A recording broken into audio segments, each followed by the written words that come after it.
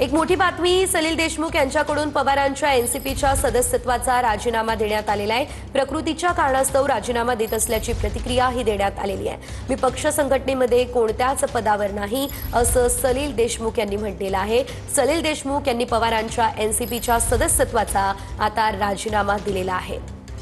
प्रकृतीचं कारण हे सध्या देण्यात आलेलं आहे, मात्र पवारांच्या राष्ट्रवादीला आता थेट रामराम म्हटलेलं आहे। सलील देशमुख हे पवारांच्या राष्ट्रवादीमधलं एक अतिशय महत्त्वाचं नाव होतं, त्यांनी आता राजीनामा दिलाय। 6 महिन्यापासून आपण जर का पाल 6 नाही गेल्या 4-5 महिन्यापासून आपल्यापैकी काहींना माहीत असेल, थोडी माझी प्रकृती अस्वस्थ असल्यामुळे, थोडी माझी प्रकृती चांगली नसल्यामुळे मी या ठिकाणी काही काळखंडासाठी राष्ट्रवादी काँग्रेस पक्ष शरद पवार गट या पक्षाचा त्या ठिकाणी राजीनामा देऊन राहिला। आपण पाहतोय प्रकृतीच्या कारणास्तव राष्ट्रवादी काँग्रेस शरद पवार गटाचे नेते सलील देशमुख यांनी आपल्या पदाचा आज राजीनामा दिलेला आहे। दादा, काय सांगाल, काय नेमकं कारण या राजीनाम्याच्या मागचं? नाही, या राजीनाम्याचं कारण म्हणजे त्या ठिकाणी गेल्या काही महिन्यापासून माझी प्रकृती खूप काही चांगली नसल्यामुळे काही महिने आपण प्रकृती अजून चांगली करूया आणि मग जोमाने लोकसेवेत त्या ठिकाणी लागूया, म्हणून त्या ठिकाणी आज मी राष्ट्रवादी काँग्रेस पक्षाच्या सदस्यत्वाचा त्या ठिकाणी राजीनामा दिला आहे आणि ही त्याची वस्तुस्थिती आहे। पुढची तयारी काय नेमकी, म्हणजे कुठल्या दुसऱ्या पक्षात जाण्याचा काही विचार केला आहे तुम्ही की? या ठिकाणी राष्ट्रवादी काँग्रेस पक्ष शरद पवार साहेबांनी माझा परिवार असेल, आम्हाला असेल, खूप काही दिलं आहे। खूप मानसन्मान आपल्याला या ठिकाणी पक्षामध्ये भेटला आहे। या ठिकाणी आपल्याला येणाऱ्या दिवसामध्ये लोकसेवा पण त्या ठिकाणी करायचं आहे। मोठे प्रकल्प, मोठे कामं, विकास कामं त्या ठिकाणी आपण आपल्या जनतेसाठी आणले।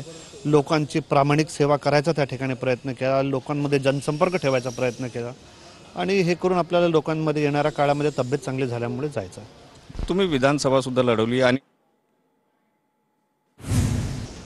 ब्रेकनंतर एक महत्त्वाची बातमी आहे। पुण्यातील 16 वयोवृद्ध रुग्णांना रस्त्यावर ठेवल्याचं प्रकरण दादासाहेब गायकवाडांनी 16 रुग्णांना रस्त्यावर आणल्याचा आरोप केलाय। समाज कल्याण आयुक्तांनी समजूत काढल्यानंतर 16 रुग्णांना फुरसुंगीमधल्या वृद्धाश्रमामध्ये पाठवण्यात आलेलं होतं, मात्र सर्व वृद्ध पुन्हा घोरपडी परिसरामध्ये आलेले आहेत। आता पुन्हा समजूत काढण्यासाठी समाज कल्याण विभागाचे अधिकारी देखील घोरपडी परिसरात आहे। ससून रुग्णालयानं दादासाहेब गायकवाडांच्या संस्थेकडे रुग्ण सोपवलेले होते। तर आपण पाहतोय पुण्यातील 16 वयोवृद्ध रुग्ण पुन्हा घोरपडी परिसरामध्ये दाखल झालेले आहेत।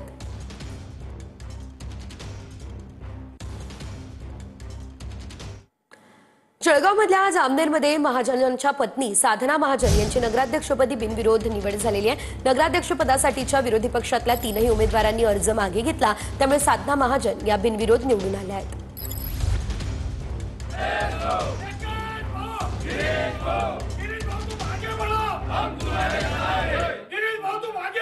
आतापर्यंत आपण निवडणूक लढवत आलेला आहात, यंदा पहिल्यांदाच आपण या ठिकाणी बिनविरोध विजय झालेला आहे, कसा आनंद आहे? आनंद म्हणजे अपेक्षितच अचानकच झालंय। अच्छा, सगळ्यांचे आभार मानते। तर जामनेर शहरामध्ये झालेला विकास आणि मंत्री गिरीश महाजनांचं नेतृत्व यावर जामनेरच्या जनतेने विश्वास ठेवला।